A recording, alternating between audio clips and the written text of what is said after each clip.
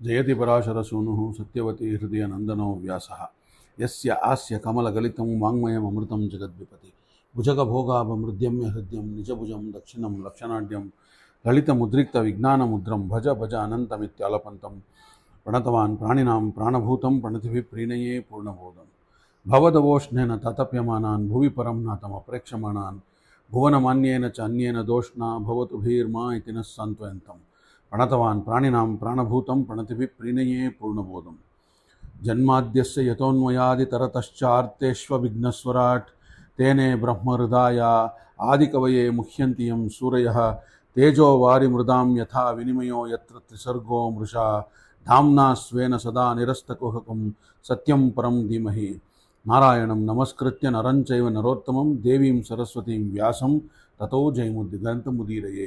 ಮರಗಳ ಸೃಷ್ಟನೆ ಯಾವ ಥರ ಆಯಿತು, ಅದರಲ್ಲಿ ಎಷ್ಟು ಬಗೆ 6 ಥರ ಅನ್ನೋದನ್ನು ನೋಡಿದ್ವಿ ನಾವು. ಅದಾದ ಮೇಲೆ 4 ಕಾಲಿನ ಮತ್ತು 2 ಕಾಲಿನ ಪ್ರಾಣಿಗಳ ಸೃಷ್ಟಿ ಬಗ್ಗೆ ಮಾತಾಡಬೇಕಾಗಿತ್ತು ಭಾಗವತ ಚಿಂತನದಲ್ಲಿ. ಮುಂದೆ 8ನೆಯ ಸೃಷ್ಟಿಯ ಮಜಲು ತ್ರಿಯಕ್ ಸೃಷ್ಟಿ, ಪ್ರಾಣಿಗಳ ಸೃಷ್ಟಿ ಭಾಗವತ ಹೇಳುತ್ತೆ. ಅದರಲ್ಲಿ ತಿರಶ್ಚಾಮಷ್ಟಮಃ ಸರ್ಗಃ ಸೋಷ್ಟಾವಿಂಶದ್ವಿಧೋ ಮತಃ ಅವಿಧೋ ಭೂರಿ ತಮಸೋ ಘ್ರಾಣಜ್ಞ ಹೃದಯವೇದಿನಿಹ ಅಂತ ಹೇಳುತ್ತೆ. 18 ಬಗೆಯ ಪ್ರಾಣಿಗಳನ್ನು ಭಗವಂತ ಗುರುತಿಸಿದೆ, ಭಾಗವತ ಗುರುತಿಸಿದೆ. ಭಗವಂತ ಸೃಷ್ಟನೆ ಮಾಡಿದ್ದು ಅಷ್ಟವಿಂಶದ್ವಿಧ ಅಂತ ಹೇಳಿ. ಅವುಗಳನ್ನು ಮುಖ್ಯವಾಗಿ ಹೆಂಗೆ ವಿಂಗಡಿಸ್ತಾರೆ ಅಂದರೆ, 1 ಗೊರಸಿನ ಪ್ರಾಣಿಗಳು ಕುದುರೆ ಮತ್ತು ಇತ್ಯಾದಿಗಳು, 2 ಗೊರಸಿನ ಪ್ರಾಣಿಗಳು, 2ನೇದು ದನ ಇತ್ಯಾದಿಗಳು, ಪಂಚನಖ ಅಥವಾ 5 ಉಗುರಿನ ಪ್ರಾಣಿಗಳು ನಾಯಿ, ಬೆಕ್ಕು, ಹುಲಿ ಇತ್ಯಾದಿಗಳಾಗ್ತವೆ. ಇನ್ನೊಂದು ರೀತಿಯಿಂದ ವಿಭಾಗ ಮಾಡಿದ್ರೆ ಸ್ಥಳದಲ್ಲಿರುವ ಪ್ರಾಣಿಗಳು, ಜಲದಲ್ಲಿರುವ ಪ್ರಾಣಿಗಳು, ಮತ್ತು 2 ವಿಧ ಕಾಡಿನಲ್ಲಿರುವ ಪ್ರಾಣಿಗಳು, ಆ ಜಲದಲ್ಲಿರೋ ನೆಲದಲ್ಲಿರುವಂಥದ್ದು, ನಾಡಿನಲ್ಲಿರುವಂಥ ಪ್ರಾಣಿಗಳು. ಹಾಗೆ ಆಕಾಶದಲ್ಲಿ ಹಾರಬಲ್ಲಂಥ ಪಕ್ಷಿಗಳು ಒಂದು ನಾಡಿನ ಪ್ರಾಣಿಗಳು ಅಥವಾ ಕಾಡಿನ ಪ್ರಾಣಿಗಳೇ ಆಗಿರುತ್ತವೆ. ಇವು ಅವಿಧಃ ಅಂದರೆ ಕಾಲಜ್ಞಾನ ಇಲ್ಲ, ನಾಳೆಯ ಅರಿವು ಇಲ್ಲ, ಚಿಂತೆಯೂ ಇಲ್ಲ, ವರ್ತಮಾನದ ಅರಿವು ಮಾತ್ರ. ಅದಕ್ಕೆ ನಿನ್ನೆ ಏನಾಯಿತು ಗೊತ್ತಿಲ್ಲ, ನಾಳೆ ಏನಾಗುತ್ತೆ ಗೊತ್ತಿಲ್ಲ, ಮುಂದು ಹಿಂದಿನ ವಿವೇಚನ ಶಕ್ತಿಯೇ ಇಲ್ಲ. ಹಸಿವು, ಬಾಯಾರಿಕೆ, ನಿದ್ರೆ, ಭಯ, ಒಂದು ಕಾಮನೆ, ಆಸೆಗಳು ಅದನ್ನು ಬಿಟ್ಟು ಇನ್ಯಾವುದೂ ಇಲ್ಲ ಅದಕ್ಕೆ. ಆಹಾರ ನಿದ್ರೆಯ ಭಯ ಮೈಥುನಿ ನಾನಿ ಅಂತ ಹೇಳುತ್ತೆ ಭಾಗವತ. ಹಸಿವಾದಾಗ ಆಹಾರದ ಬೇಟೆ, ಬಾಯಾರಿದಾಗ ನೀರಿನ ಅರಕೆ ಅಥವಾ ಬೆದೆಕಾಲದಲ್ಲಿ ಹೆಣ್ಣಿನ ಒಂದು ಸಂಘ, ಇಷ್ಟೇ ಗೊತ್ತೇ ಹೊರತು ಅವುಗಳಿಗೆ ಜೀವನದ ಆನಂದ ಇಷ್ಟರಲ್ಲೇ ಸೀಮಿತ. ಪ್ರಾಣಿಗಳ ಇನ್ನೊಂದು ವೈಶಿಷ್ಟ್ಯ ಏನಪ್ಪ ಅಂದರೆ ಪ್ರಾಣಾಗ್ನಃ ಅಂತ. ಕಣ್ಣಿಗಿಂತಲೂ ಮೂಗು ಚುರುಕು. ಮನುಷ್ಯನ ಕಣ್ಣಿಂದ ನೋಡಿ ಗುರುತಿಸಿದರೆ ಪ್ರಾಣಿಗಳು ಮೂಗಿನಿಂದ ಮೂಸಿ ಗುರುತಿಸ್ತವೆ. ಇನ್ನು ಕೊನೆಯ 9ನೆಯ ಸೃಷ್ಟಿ ಮಾನವರ ಸೃಷ್ಟಿ. 4 ಕಾಲಿನಿಂದ 2 ಕಾಲಿನತ್ತ. ಅರ್ವಾಕ್ ಶ್ರೋತಸ್ತು ನಮಃ ನವಮಃ ಕ್ಷೇತ್ರ ರೇಖೆ ವಿಧೋ ನೃಣಾಂ ರಜೋಧಿಕ ಕರ್ಮಪರಾಧ ದುಃಖೆ ಸ ಸುಖಮಾನಿನಃ ಅಂತ. ಸ್ಥಾವರಗಳು, ಪ್ರಾಣಿಗಳು ತಮೋಗುಣ ಪ್ರಧಾನಗಳಾದರೆ ಮನುಷ್ಯ ರಜೋಗುಣ ಪ್ರಧಾನ. ಹಾರಾಟ ಜಾಸ್ತಿ, ಸ್ವಲ್ಪ ನಾನು ಅನ್ನೋದೇ ಜಾಸ್ತಿ. ಆರಂಭ ಶೂರತ್ವ, ಜ್ಞಾನಕ್ಕಿಂತ ಕರ್ಮದಲ್ಲಿ ಆಸಕ್ತಿ ಹೆಚ್ಚು. ಏನೇನೋ ಬಯಸಿ ಏನೇನೋ ಮಾಡ್ತಾನೆ, ಮಾಡಬಾರದನ್ನು ಮಾಡ್ತಾನೆ. ದುಃಖವನ್ನೇ ಸುಖ ಅಂತ ಹೇಳಿ ಭ್ರಮೆ ಮಾಡ್ತಾನೆ, ಹಾರಾಡ್ತಾನೆ. ನಿಜವಾದ ಸುಖದ ದಾರಿ ತಿಳಿಯದೆ ಭ್ರಮೆ ಪಡ್ತಾನೆ. ದುಃಖದ ದಾರಿಯ ಇದೇ ಸುಖ ಆಗಿಬಿಡುತ್ತೆ ಅವನಿಗೆ. ಆ ಜರ್ನಿನೇ ಜೀವನವಿಡೀ ಪರದಾಡ್ತಾ ಇರ್ತಾನೆ. ಇಂಥ ಮಾನವನ ಸೃಷ್ಟಿ ಜೊತೆಗೆ ಜಗತ್ತಿನ ಸೃಷ್ಟಿಕ್ರಿಯೆ ಪೂರ್ಣ ರೂಪವನ್ನು ಪಡೆದಂತಾಯಿತು ಅಂತ ಮಹಾಭಾರತ ಹೇಳುತ್ತಿಲ್ಲಿ. ಮುಂದೆ ಯುಗ ಅಥವಾ ಯುಗಾಂತ ಯಾವ ಥರ ಅಂತ ನೋಡ್ತಾ ಹೋಗೋಣ. ಈ ಸೃಷ್ಟಿಕಾಲ ಪ್ರಳಯಗಳ ಪರಿಣಾಮ ಏನಪ್ಪ, ಇದರ ಬಗ್ಗೆ ಭಾಗವತ ವಿವರಣೆ ಕೊಡುತ್ತೆ. ಕಾಲದ ಸೂಕ್ಷ್ಮಾತಿ ಸೂಕ್ಷ್ಮ ಅಂಶದ ಬಗ್ಗೆ ಬ್ರಹ್ಮಕಲ್ಪದ ತನಕ ಸಮಗ್ರ ಕಾಲದ ಒಂದು ರೋಚಕ ವಿಶ್ಲೇಷಣೆಯನ್ನು ನಾವಿಲ್ಲಿ ಕಾಣಬಹುದಾಗಿದೆ ಭಾಗವತದಲ್ಲಿ. ಸ್ವಲ್ಪ ಮ್ಯಾಥಮೆಟಿಕ್ಸ್ ಇದು, ಅರ್ಥ ಮಾಡ್ಕೊಳ್ಳಿ. ಸ್ಲೋ ಮಾಡಿಕೊಂಡು ಪಾಸ್ ಮಾಡಿಕೊಂಡು ಬರ್ಕೊಂಡು ಇಟ್ಕೊಳ್ಳಿ, ಭಾಳ ಇಂಪಾರ್ಟೆಂಟ್ ಆದಂಥದ್ದು ಇದು. ಅತ್ಯಂತ ಸೂಕ್ಷ್ಮ ಕಾಲ ಅಂದರೆ 18,225ನೇಯ 16 ಸೆಕೆಂಡು. ಅದೇ ಒಂದು ಸೂಕ್ಷ್ಮ ಕಾಲ. ಅಂದರೆ 16 ಸೆಕೆಂಡ್ನ 18,225 ಭಾಗವನ್ನು ಮಾಡಿದರೆ ಎಷ್ಟೋ, ಅದೇ ಒಂದು ಸೂಕ್ಷ್ಮ ಕಾಲ. ಅದು ಸೃಷ್ಟಿಯಾಯಿತು. ಸುಮಾರಾಗಿ ಸೆಕೆಂಡಿನ 1001 ಅಂಶ ಇದೇ ಪರಮಾಣು ಕಾಲ ಅಂತ ಹೇಳ್ತಾರೆ. ಹಾಗಾಗಿ ಇದನ್ನು ಆಟಮ್ ಟೈಮ್ ಅಂತ. ಇಲ್ಲಿಂದ ಮುಂದೆ ಗಳಿಗೆ, ನೆಕ್ಸ್ಟ್ ದಿನ, ನೆಕ್ಸ್ಟ್ ರಾತ್ರಿ, ಪಕ್ಷ, ತಿಂಗಳು, ವರ್ಷ, ಯುಗ, ಯುಗಗಳಾಗಿ ಬೆಳೆದ ನಿಂತ ಕಾಲಪ್ರಪಂಚ ವಿಸ್ತಾರಗೊಂಡಿತು. ಇಲ್ಲಿಂದ 4 ಯುಗಗಳ ಚಕ್ರವೇ ಸೃಷ್ಟಿಯ ಬಿತ್ತರ ಅಂತ ನೋಡ್ಬೋದಾಗಿದೆ ನಾವು. ನೆಕ್ಸ್ಟು ಅಲ್ಲಿಂದ ಕಲಿಯುಗದ ಮಾನ ಇದೆಷ್ಟಪ್ಪ, ಕಲಿಯುಗ ಟೈಮ್ ಎಷ್ಟು ಅಂತ ನೋಡಿದ್ರೆ ಅದರದ್ದು ಒಂದು ಕಲಿಯುಗದ್ದು ಲೈಫ್ ಸ್ಪ್ಯಾನ್ ಎಷ್ಟಪ್ಪ ಅಂದರೆ 4,32,000 ವರ್ಷಗಳು. ನೋಡಿ, ಮೊನ್ನೆ ಎಲ್ಲ ಯಾರ್ಯಾರೋ ಪ್ರಳಯ ಬಂತು, 2020 ಅದಾಗತ್ತೆ ಇದಾಗತ್ತೆ, ಅಥವಾ 2010 2000 ಇನ್ನೇನೋ ಆಗುತ್ತೆ, ಏನೇನೋ ಹೇಳಿದ್ರು. ನಮಗೆ ಕಲಿಯುಗ ಪ್ರಾರಂಭ ಆಗಿ 5,000 ವರ್ಷಗಳಷ್ಟೇ ಸಂದಿರೋದು, ಮಹಾಭಾರತ ಮುಗಿದು 5,000 ವರ್ಷ ಆಗಿರೋದು ಅನ್ನೋ ಜ್ಞಾನವೂ ಇಲ್ದಿರ ಅದು ಹೇಳ್ತಾರೆ 5,000 ವರ್ಷ ಅಂತ. ಕಲಿಯುಗದ ಮಾನ ಅಥವಾ ಲೈಫ್ ಸ್ಪ್ಯಾನ್ ಏನು ಅಂತಲೇ ಗೊತ್ತಿಲ್ಲ ಯಾರಿಗೂ. 4,32,000 ವರ್ಷ ಕಲಿಯುಗ ಇರುತ್ತೆ. ಕಲಿಯುಗದ 2ರಷ್ಟು ದ್ವಾಪರ ಯುಗದ ಟೈಮು. ಆದ ಒಂದು ಅಂದರೆ ಎಷ್ಟಪ್ಪ ಅಂದರೆ 8,64,000 ವರ್ಷಗಳು.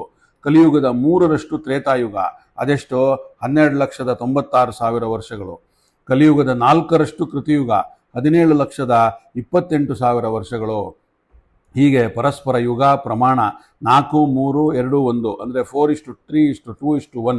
ಇದು ಕೃತಯುಗ, ತ್ರೇತಾಯುಗ, ದ್ವಾಪರಯುಗ, ಕಲಿಯುಗದ 4 ಟೈಮಿಂಗ್ಸ್ ಇದು. ಈ 4 ಯುಗಗಳ ಒಟ್ಟು ಅವಧಿ 43,20,000 ವರ್ಷಗಳು ಅಂತ ಭಾಗವತ ಹೇಳುತ್ತೆ. ಅಲ್ಲಿಗೆ ಒಂದು ಯುಗಚಕ್ರ ಪೂರ್ಣವಾದಂತಾಯಿತು.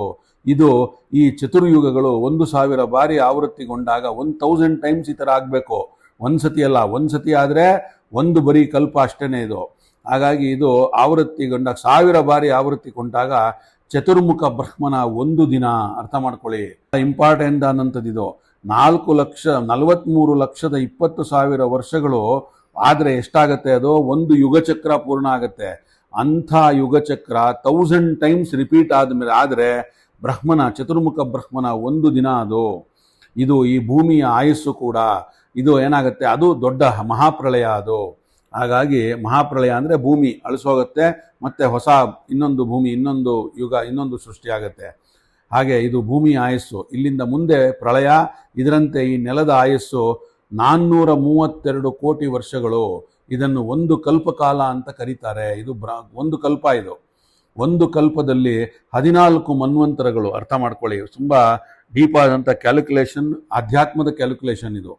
ಮನ್ವಂತರ ಅಂತ ಹೇಳ್ತೀವಿ, ವೈವಸ್ವತ ಮನ್ವಂತರೆ ಅಂತ ದಿನ ನಾವು ಈ ಒಂದು ಇದನ್ನು ಮಾಡೋವಾಗ, ಬೆಳಗ್ಗೆ ಯಾವುದೇ ಸಂಧ್ಯಾ ವಂದನೆ, ಪೂಜಾ ಕಾರ್ಯಗಳು ಯಾವುದೇ ಮಾಡೋವಾಗ ಸಂಕಲ್ಪದಲ್ಲಿ ಕೂತಾಗ ನಾವು ಮನ್ವಂತರ ಎಲ್ಲ ಹೇಳ್ತೀವಿ, ವೈವಸ್ವತ ಮನ್ವಂತರೆ ಅಂತ. ಅದೇನು ಮನ್ವಂತರ, ಅದನ್ನು ಹೇಳ್ತಾ ಹೋಗ್ತೀನಿ, ನೋಡ್ತಾ ಹೋಗೋಣಂತೆ. ಅದನ್ನು ಒಂದು ಕಲ್ಪ ಅಂದರೆ 18 ಮನ್ವಂತರಗಳು. ಒಂದೊಂದು ಮನ್ವಂತರದ ಅವಧಿ 21 ಚತುರ್ಯುಗಗಳು ಪ್ಲಸ್ 18,50,000 ವರ್ಷಗಳು ಅಂತ. ಈಕ್ವಲ್ ಟು ಎಷ್ಟಾಗತ್ತೆ, 30,85,70,000 ವರ್ಷ ಆಗತ್ತೆ. ಈ ಅವಧಿಯಲ್ಲಿ ಮನುಷ್ಯ ಕೋಟಿ ಜನ್ಮಗಳನ್ನು ಹುಟ್ಟಿ ಬರಬೇಕಾಗತ್ತೆ. ಈ ಹುಟ್ಟು ಸಾವುಗಳ ಕಾಲಚಕ್ರದಿಂದ ನಾವು ಪಾರಾಗಬೇಕಾದ್ರೆ ಈ ದೀರ್ಘ ಅವಧಿಯಲ್ಲಿ ಮಾಡಬೇಕಾಗಿದ್ದೇನು, ಸಾಧಿಸಬೇಕಾಗಿದ್ದೇನು ಅಂದರೆ ಅದಕ್ಕೆ ಭಾಗವತ ಹೇಳುತ್ತೆ. ತ್ರಿಗುಣಗಳ ಬಂಧನದಿಂದ ಪಾರಾಗಬೇಕಾದ್ರೆ ಗುಣಾತೀತನಾದ ಭಗವಂತನನ್ನ ಎಚ್ಚರ ಇರಬೇಕು. ಭಗವಂತನ ಅರಿವಿಗಾಗಿ, ಆರಾಧನೆಗಾಗಿ ಬದುಕನ್ನು ಮೀಸಲಾಗಿಡಬೇಕು. ಅದಕ್ಕಾಗಿ ಭಾಗವತ ಭಗವಂತನ ಅವತಾರ ಲೀಲೆಗಳನ್ನು ಬಣ್ಣಿಸ್ತಾ ಹೋಗುತ್ತೆ. ಮುಂದೆ 3ನೆಯ ಸ್ಕಂದದಲ್ಲಿ ಭಗವಂತನ ಒಂದು ವರಾಹಾವತಾರದ ಕಥೆ ಬರುತ್ತೆ. ಭೂಮಿ ಪ್ರಳಯ, ಜಲದಲ್ಲಿ ಮುಳುಗುವಂಥದ್ದು, ಭಗವಂತ ವರಾಹ ರೂಪದಿಂದ ಬಂದು ಆ ಭೂಮಿಯನ್ನು ಮೇಲೆತ್ತಿ ಹಿಡಿಯುವಂಥದ್ದು, ಮತ್ತು ಹಿರಣ್ಯಾಕ್ಷನ ವಧೆ, ಇವೆಲ್ಲ 3ನೇ ಸ್ಕಂದದಲ್ಲಿ ಬರುತ್ತೆ. ಇತರ ಪುರಾಣಗಳಲ್ಲೂ ಕೂಡ ಈ ಕಥೆ ಬಂದಿದೆ. ಇದರಲ್ಲಿ ಒಂದು ಮಹತ್ವಪೂರ್ಣವಾದ ಸಾಂಕೇತಿಕತೆ ಏನಪ್ಪ ಅಂದರೆ, ಪುರಾಣದಲ್ಲಿ ಬರುವ ಹೆಚ್ಚಿನ ಕಥೆಗಳು ಸಾಂಕೇತಿಕವಾಗಿಯೇ ಇರುತ್ತೆ ಅಂತ ಮೊದಲೇನು ಹೇಳಿದ್ವಿ. ಅದನ್ನು ಒಂದು ಪುರಾಣ ವರಾಹಾವತಾರದ ಕಥೆಯನ್ನು ಹೆಂಗೆ ವರ್ಣಿಸುತ್ತೆ ಅಂದರೆ, ಒಮ್ಮೆ ಭೂಮಿ ತನ್ನ ಕಕ್ಷೆಯಿಂದ ಕಳಚಿಕೊಂಡಿತಂತೆ. ಸೃಷ್ಟಿಯಾದ ಅನೇಕ ಕಾಲದ ನಂತರ ನಡೆದ ಘಟನೆ ಇದು. ಪರಿಣಾಮವಾಗಿ ಭೂಮಿ ಪರಸ್ಪರ ಆಕರ್ಷಣೆ ಶಕ್ತಿಯನ್ನು ಕಳೆದು ಸ್ಥಿರ ಕೇಂದ್ರವನ್ನು ಅಂದರೆ ಸ್ಟ್ಯಾಚ್ಯೂಟರಿ ಪಾಯಿಂಟನ್ನು ಕಳ್ಕೊಂಡು ಕುಸಿಯತೊಡಗುತ್ತಂತೆ. ಆಗ ಭಗವಂತ ವರಾಹ ರೂಪವನ್ನು ತೊಟ್ಟು ಬಂದ, ಭೂಮಿಯನ್ನು ಮೊದಲಿನಂತೆಯೇ ಅದರ ಕಕ್ಷೆಯಲ್ಲಿರಿಸಿದ. ಹೀಗೆ ಭೂಮಿ ಮತ್ತು ಇತರ ವಿಶ್ವಗಳು ಚಲನೆಯನ್ನು ವ್ಯವಸ್ಥಿತಗೊಳಿಸಿದ ಭಗವಂತ ವರಾಹ ರೂಪದಿಂದ. ಹೀಗೆ ಇದೊಂದು ದರ್ಶನ. ಹಲವು ಅವತಾರಗಳು, ಜ್ಞಾನಿಗಳ, ಋಷಿಮುನಿಗಳ ಬಗೆಯಲ್ಲಿ ಗೋಚರವಾದಂಥ ದರ್ಶನಗಳೇ ಇವು. ಕಣ್ಮುಚ್ಚಿ ಧ್ಯಾನಕ್ಕೆ ಕೂತಾಗ ನಾವು ಹಲವು ಬಗೆಯ ರೂಪಗಳನ್ನು ಕಾಣಬಲ್ಲೆವು. ಹಾಗಾಗಿ ಈ ಸಂದರ್ಭದಲ್ಲಿ ಬ್ರಹ್ಮಾದಿ ದೇವತೆಗಳ ಋಷಿಗಳ ಒಳಗಣ್ಣಿಗೆ ಭಗವಂತ ವರಾಹ ರೂಪದಲ್ಲಿ ಕಾಣಿಸಿಕೊಂಡಂತೆ. ಹೀಗೆ ಇದು ವರಾಹ ರೂಪವನ್ನು ಅನುಸಂಧಾನ ಮಾಡಬೇಕು. ಇವತ್ತು ಎಲ್ಲರೂ ಒಪ್ತಾರೆ ಭೂಮಿ ತನ್ನ ಆರ್ಬಿಟ್ನಿಂದ ಕಳಚಿತ್ತು, ಅದು ವಾಪಸ್ ಬಂದು ಕೂತ್ಕೊಂತು ಅಂತ. ಅದು ಸೈನ್ಸು, ಎಲ್ರಿಗೂ ಗೊತ್ತಾಗಿದೆ ಇವತ್ತು ಅದನ್ನು ಹೇಳಿದ ಮೇಲೆ. ಆದರೆ ಸೈನ್ಸ್ ಏನು ಇದನ್ನು ಹೇಳುತ್ತೆ? ಸೈನ್ಸು ಕಳಚಿತ್ತು ಗೊತ್ತು, ಆರ್ಬಿಟ್ಟಿಂದ ಬಂದು ಕೂತಿದ್ದು ಗೊತ್ತು, ಯಾಕೆ ಕಳಚಿತ್ತು, ವಾಪಸ್ ಹೇಗೆ ಬಂತು, ಅದು ಸೈನ್ಸ್ ಹೇಳಲ್ಲ, ಅದನ್ನು ಭಾಗವತ ಹೇಳುತ್ತೆ ನಮಗೆ. ಹೀಗಾಗಿ ಬರೀ ಸೈನ್ಸ್ ಅಂದರೆ ಬರೀ ಅದೊಂದೇ ಅಲ್ಲ, ಸೈನ್ಸ್ ಹಿಂದೆ ಭಾಗವತ ಬೇಕು, ಅರ್ಥ ಮಾಡ್ಕೊಳ್ಬೇಕು ಅಂದರೆ ಸೈನ್ಸ್ನ ಏನು ಅಂತ. ಬಹಳಷ್ಟು ಕಡೆ ಈ ಥರ ಭಾಗವತದ ಎಕ್ಸಾಂಪಲ್ಸ್ ಬಂದಿದೆ. ಸೈನ್ಸಿಗೆ ಅರ್ಥ ಆಗದೆ ಇರೋದು ಬಹಳಷ್ಟು ಕಡೆ ಭಾಗವತದಲ್ಲೂ ಬರುತ್ತೆ, ಅರ್ಥ ಮಾಡ್ಕೋಬೋದು ನಾವು ಅದನ್ನು. ಮುಂದೆ ಮನುವಿನ ಅವತಾರ, ಮನುವಿನಿಂದ ಮಾನವ, ಹೇಗೆ ನೋಡ್ತಾ ಹೋಗೋಣ. ಲೋಕಗಳ ಸೃಷ್ಟಿ, ಅಲ್ಲಿ ಸರಿ ಸರ್ಪಗಳಿಂದ ಮನುಷ್ಯನ ತನಕ ಸೃಷ್ಟಿಯ ಬಿತ್ತರವನ್ನು ಕಾಣಿದ್ದಾಯ್ತು ನಾವು ಇದುವರ ತನಕ. ಈ ಮನುಷ್ಯ ಕುಲದ ಮಹಾಪುರುಷ ಮನು ಅನ್ನುತ್ತದೆ ಪುರಾಣ. ಅದರಿಂದ ಅದರಿಂದಲೇ ಮಹಾಪುರುಷ, ಅವನಿಂದ ನಾವು ಮಾನವರು. ಅದರಿಂದ ಸ್ವಯಂಭೂ ಮನುವಿನ ಶತರೂಪೆಯರ ದಾಂಪತ್ಯದ ಫಲವೇ ಮುಂದಿನ ಜನಾಂಗ. ಇದು ಅವತಾರ ವಂಶವೃಕ್ಷದ ಕಥೆಯನ್ನು ಭಾಗವತ ನೀಡುತ್ತೆ. ಇದು ಅವರ ಒಂದು ವಂಶವೃಕ್ಷ ಯಾವುದು ಅಂತ. ವಂಶಾನುಚರಿತವೇ 4 ಮತ್ತು 5ನೇ ಸ್ಕಂದಗಳ ಮುಖ್ಯ ವಿಷಯ ಆಗಿರುವಂಥದ್ದು ಈ ಒಂದು ವಂಶದ ವಿಸ್ತಾರ.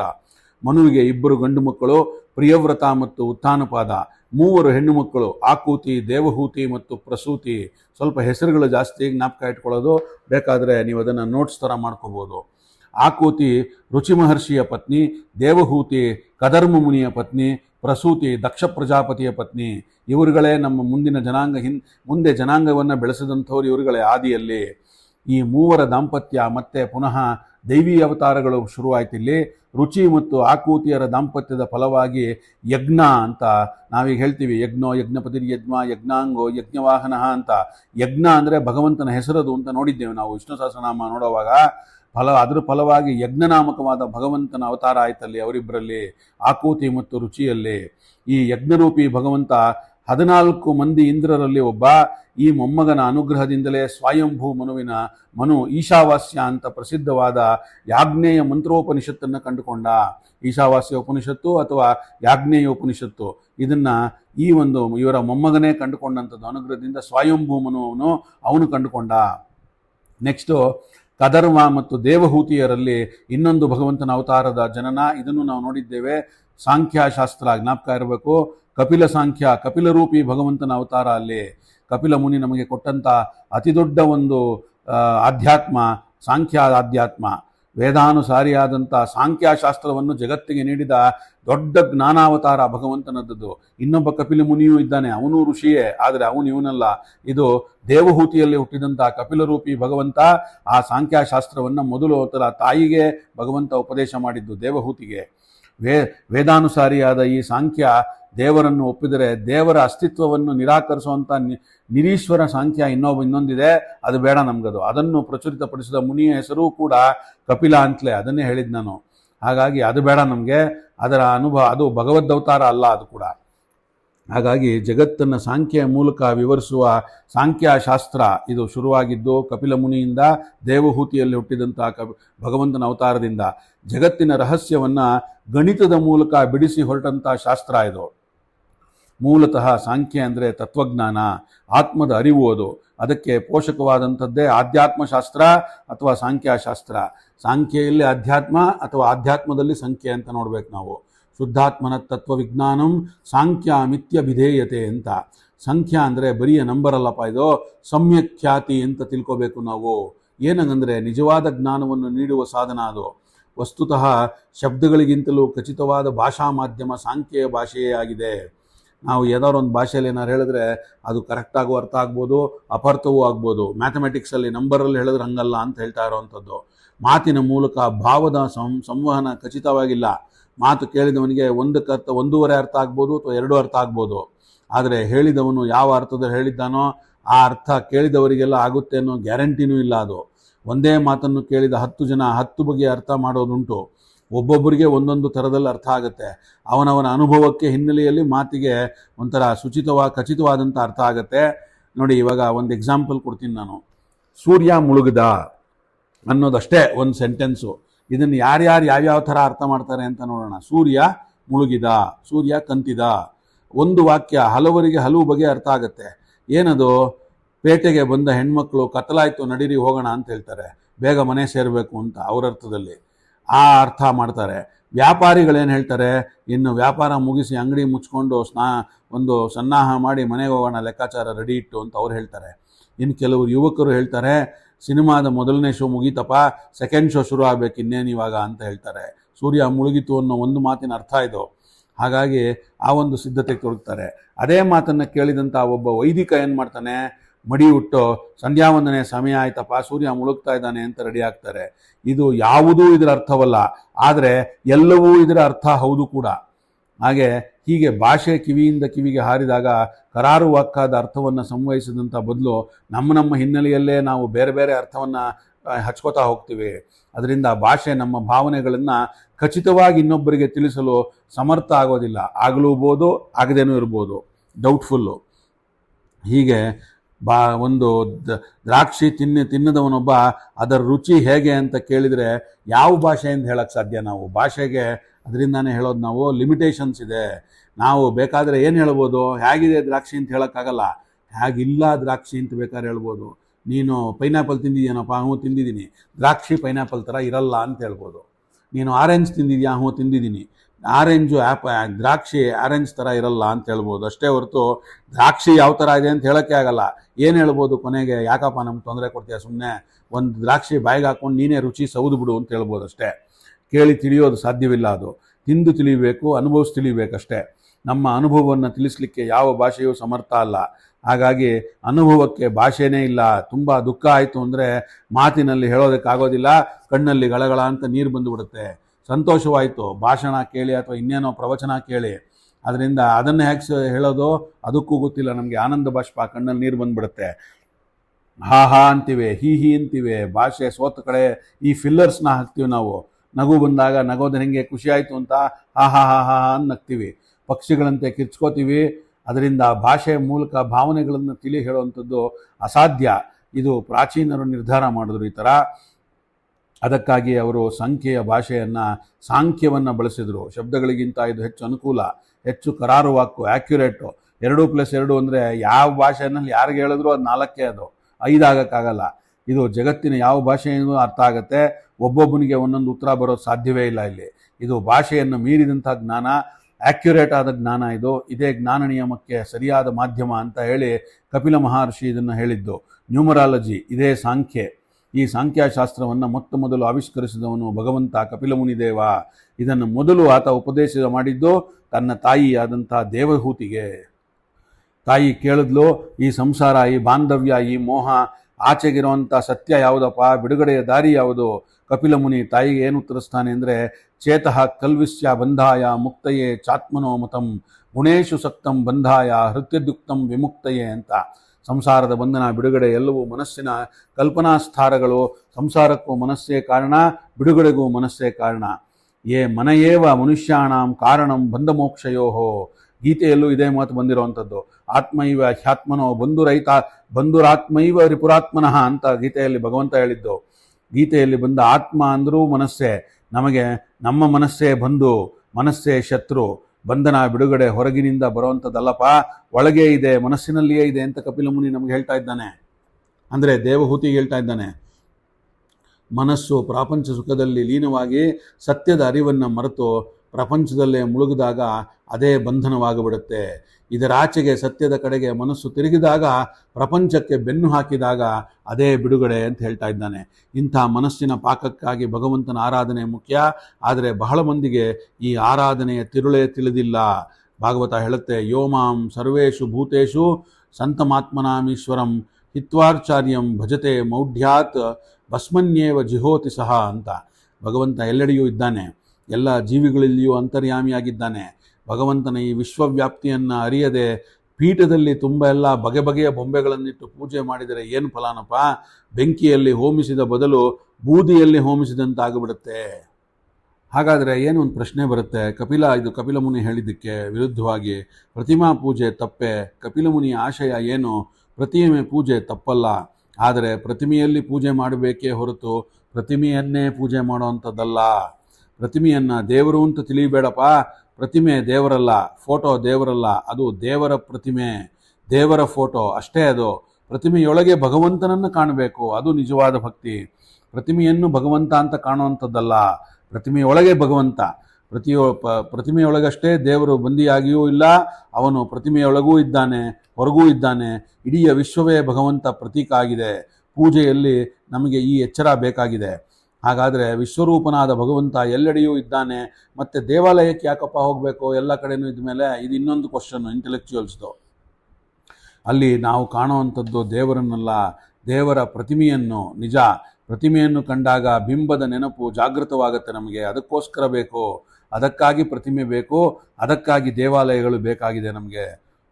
ಮನೆಯಲ್ಲಿ ಗುರು ಹಿರಿಯರ ಫೋಟೋ ತೂಗು ಹಾಕ್ತೇವೆ, ಅದನ್ನು ಕಂಡಾಗ ಅವರ ಆಕೃತಿ ಕಣ್ಮುಂದೆ ಸೆಳೆದಂತಾಗಿ ಕೈ ಜೋಡಿಸ್ತೇವೆ.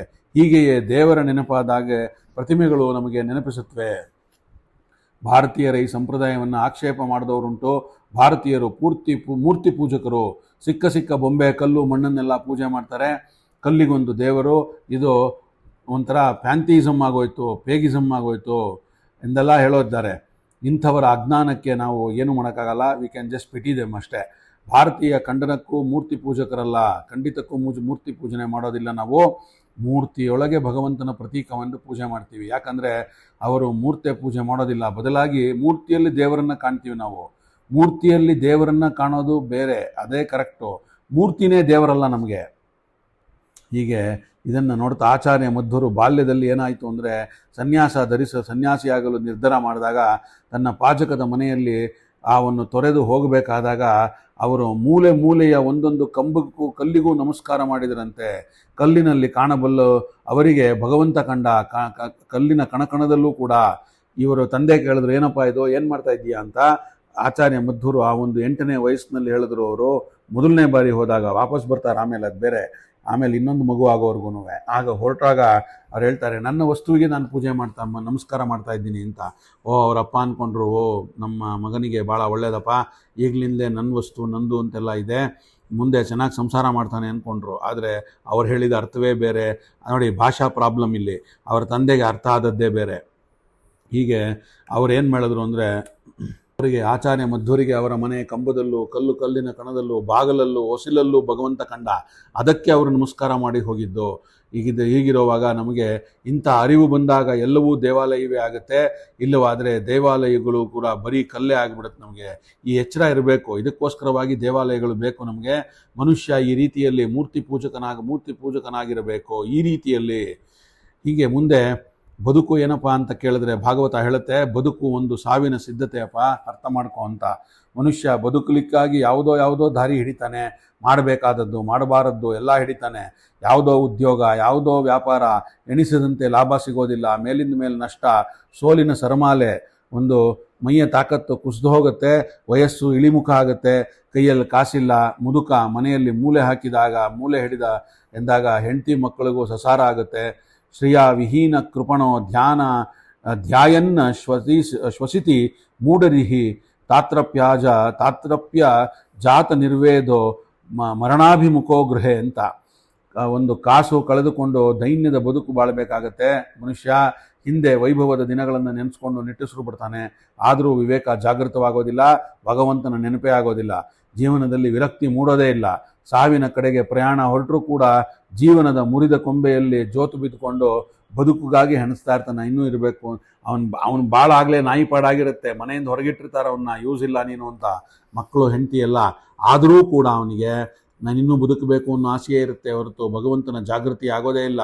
ವಾಚ್ಯ ಮನೋಪಿನ ಭ್ರೂತೆ ಕಾಲಪಾಶವರ್ಷಂ ಗತಃ ಅಂತ. ಕಾಲ ಸಮೀಪಿಸಿತು, ಮದ್ದು ನಾಟಲಿಲ್ಲ, ಯಾವುದೂ ಕಾಯಿಲೆ ಉಲ್ಬಣ ಆಯಿತು. ಆಚೆಗೆ ಹೋದ ಹತ್ತಿರಕ್ಕೆ, ಈಚೆಗೆ ದೂರ. ಕಣ್ಣು ಮಂಜಾಯಿತು, ಮಾತು ತೊದಲ್ತು. ನೋಡ್ಲಿಕ್ಕೆ ಯಾರೋ ಬಂದರು, ಮಾತನಾಡಿದ್ರು. ಅವ್ರು ಏನು ಹೇಳ್ತಾ ಇದ್ದಾರೆ ಗೊತ್ತಿಲ್ಲ, ನಾಮಿಸ್ಕೊಳ್ಳಿ. ನಮಗೆಲ್ಲ ಇವೆಲ್ಲ ಒಂದು ಅನುಭವ ಯಾವತ್ತೋ ಒಂದಿನ ಆಯ್ತಾರೆ ಆಗಿರುತ್ತೆ. ನಾನು ಗುರುತಚ್ತಾ ಅಂತ ಕೇಳ್ತೀರ, ನನ್ನ ಗುರುತಾಯ್ತಾ ಅಂತ ಕೇಳ್ತಾರೆ. ತುಟಿ ಬಿಟ್ಟು ಮಾತನಾಡೋ ಹೊರಡಾಗಿಲ್ಲ, ಕಣ್ಕಂಡು ಬಿಡ್ತೀವಿ. ಎಲ್ಲ ಮುಸುಕು, ಯಾವುದೂ ಸ್ಪಷ್ಟವಾಗಿಲ್ಲ. ಇಷ್ಟೆಲ್ಲ ಆದರೂ ಏನಪ್ಪ ಆಯಿತು ಅಂದರೆ, ಜೀವನದ ನಶ್ವರತೆಯ ಬಗ್ಗೆ ಸರಿಯಾದ ಕಲ್ಪನೆ ಮೂಡೋದೇ ಇಲ್ಲ. ಆಗಿರೋವಾಗ ಸಾಯದೇ ಇರುವುದರ ಬಗ್ಗೆ ಚಿಂತನೆ ಮಾಡ್ತಾನೆ. ನೀನು ಇವಾಗ ಏನಾರ ಒಂದು ಮಿರಾಕಲ್ಲಾಗಿ ನಾನು ಬದುಕ್ಬಿಟ್ರೆ ಹೇಗಿರುತ್ತೆ ಅಂತ ನೋಡ್ತಾ ಇರ್ತೀವಿ. ಸಾವಿನಾಚೆಯ ಇರುವು ಅದ್ರ ಬಗ್ಗೆ ಚಿಂತನೆ ಮಾಡೋದೇ ಇಲ್ಲ ನಾವು. ಎಲ್ಲವನ್ನು ಮರೆತು ಜೀವನವನ್ನೇ ಪರಮಸುಖ ಅಂತ ತಿಳ್ಕೊಂಡ್ಬಿಡ್ತೀವಿ, ಭ್ರಮಿಸ್ತೀವಿ. ಇದಕ್ಕೇನು ಪರಿಹಾರ ಅಂದರೆ ಈ ಪ್ರಶ್ನೆಗೆ ಕಪಿಲ ಮುನಿ ಉತ್ತರ ಕೊಡ್ತಾನೆ. ವಾಸುದೇವೇ ಭಗವತಿ ಭಕ್ತಿಯೋಗ ಪ್ರಯೋಜಿತ ಜಾನಯಸ್ತ್ಯಾಶು ವೈರಾಗ್ಯಂ ಜ್ಞಾನಂ ಯದ್ ಬ್ರಹ್ಮದರ್ಶನಂ ಅಂತ. ಜ್ಞಾನ ಭಕ್ತಿ ವೈರಾಗ್ಯಗಳು ಮುಪ್ಪುರಿಗೊಂಡಾಗ ಜೀವನದ ಸಮ್ಯಕ್ ದರ್ಶನ ಆಗುತ್ತೆ. ಮೊದಲು ಭಗವಂತನಲ್ಲಿ ಅನನ್ಯವಾದ ಭಕ್ತಿ ಇಡಬೇಕು. ಭಕ್ತಿಯಿಂದ ಜ್ಞಾನ, ಜ್ಞಾನದಿಂದ ಇನ್ನಷ್ಟು ಭಕ್ತಿ, ಭಕ್ತಿಯಿಂದ ಇನ್ನಷ್ಟು ಜ್ಞಾನ. ಇದರಿಂದ ಸಾಂಸಾರಿಕ ವಿರಕ್ತಿ. ಇದು ಆಧ್ಯಾತ್ಮ ಸಾಧಕನ ದಾರಿ. ಈ ದಾರಿಯಲ್ಲಿ ಸಾಗದಾಗ ಕೊನೆಗೆ ಭಗವಂತನ ಸಾಕ್ಷಾತ್ಕಾರ. ಹೀಗೆ ತಾಯಿ ದೇವಹೂತಿಯನ್ನು ಮುಖವನ್ನಾಗಿಟ್ಟುಕೊಂಡು ಇಡೀ ಮನುಕುಲಕ್ಕೆ ಕಪಿಲರೂಪಿ ಭಗವಂತ ಆಧ್ಯಾತ್ಮದ ತಿರುಳನ್ನು ತೆರೆದು ತೋರಿಸಿದ. 3ನೇ ಸ್ಕಂದ. ಈ ಒಂದು ಸ್ಕಂದದ ರಸಪಾಕ ಈ ಕಪಿಲ ಮುನಿಯ ಸಾಂಖ್ಯಶಾಸ್ತ್ರ ಅನ್ನುವಲ್ಲಿಗೆ ಇವತ್ತಿನ ಈ ಭಾಗವತ ಚಿಂತನವನ್ನು ಇಲ್ಲಿ ಉಪಸಂಹಾರ ಮಾಡೋಣ. ಇನ್ನು 4ನೇ ಸ್ಕಂದ, ಅದರಲ್ಲಿ ಏನಾಗುತ್ತೆ, ಒಂದು ಯಾವ ಥರ ಒಂದು ಮುಂದುವರಿಯುತ್ತೆ ಭಾಗವತ ಅನ್ನೋದನ್ನು ನಾಳೆ ಸಿಕ್ಕಾಗ ನೋಡೋಣ ಅಂತ ಹೇಳ್ತಾ, ಇವತ್ತಿನ ಈ ಒಂದು ಭಾಗವತ ಚಿಂತನವನ್ನು ನನ್ನ ಗುರುಗಳಾದ ಬನ್ನಂಜೆಯವರಿಗೆ ಹಾಗೂ ಅವರ ಅಂತರ್ಯಾಮಿಯಾದ ಶ್ರೀಮದ್ ಆಚಾರ್ಯರು ಮತ್ತು ಕೃಷ್ಣ ಪರಮಾತ್ಮನಿಗೆ ಅರ್ಪಣೆಯನ್ನು ಮಾಡಿ ನಾಳೆ ದಿನ ನೋಡೋಣಂತೆ ಅಂತ ಹೇಳ್ತಾ, ಶ್ರೀ ಕೃಷ್ಣಾರ್ಪಣಮಸ್ತು. ಸರ್ವೇ ಸಜ್ಜನ ಸುಖಿನೋ ಭವಂತು.